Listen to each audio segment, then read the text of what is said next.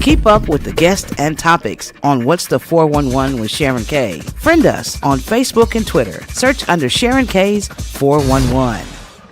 Of this particular book. Now, let me start with the introduction. I had a couple of pages in here that I had put my little place markers on. I'm going to be reading some sections from your book, Dr. Cone, and then I wanted to get some reaction from you, as well as check with you throughout the course of the discussion to get some comments on some of your other books that you have done. You have several comments in here, excerpts from Richard Wright's work, and you write, themes are taken from his work. Themes for Negro writers will emerge when they have begun to feel the meaning of the history of the race as though they in one lifetime had lived it themselves throughout all of the long centuries. And I think that's what this book, the one we're discussing today, attempts to do, The Cross and the Lynching Tree. Yes, that's why I put those quotations by Richard Wright at the beginning of the book, largely because Richard Wright has really done what he said black writers should do. And what's important is that Richard Wright comes from Mississippi. He left there and came north, and I came from Arkansas, so the connection, we both came from the South, so we kind of understand what the responsibility of a writer is. Mm-hmm. And knowing that you both came from the South, in your upbringing, you were in college in the 50s, so that's right. You saw quite a bit, lived through quite a bit. Can you kind of give us an idea of what it was like for you growing up? Well, I grew up in a rural town in Arkansas, and I say a little bit about that in the book and in some of the other books that I've written. I was born in Bearden, Arkansas, which is about 80 miles from Little Rock, near Camden and Fordyce. And Bearden is just a small little town of about 1,200 people.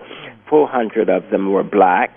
And in that town, you know, white supremacy was ruling, because I grew up during the 40s and the 50s. And when Emmett Till was lynched in 1955, in August of 1955, I was just about 17 years old. So when I thought about that, I knew that could have been me. It could have been any little black boy. So there was terror in the South. And as I look back on it, one wonders always, you know, how you made it out. Mm-hmm. But many of us did, and that's what I'm writing about, is how African Americans survived terror for more than 3.5 centuries in this country. Mm-hmm. And that's survive it, not just physically, but mentally and spiritually. Yes. How do you keep your sanity when you have to live under constant terror? 250 years of slavery and 100 years of lynching and Jim Crow segregation. That's not an easy task to do.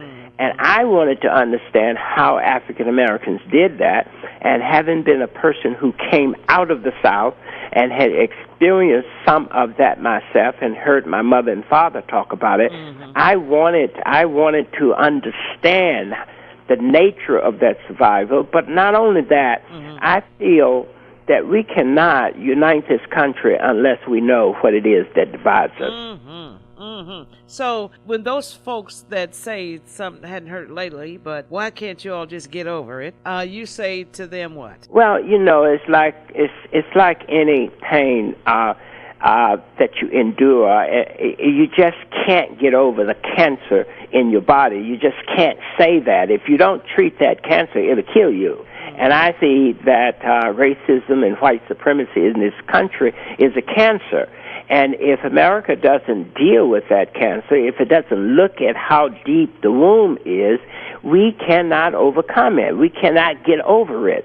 The only way we can get over it is that we deal with it very directly, but not for the purpose of separating people, but for the purpose of uniting them, trying to get us together as a people.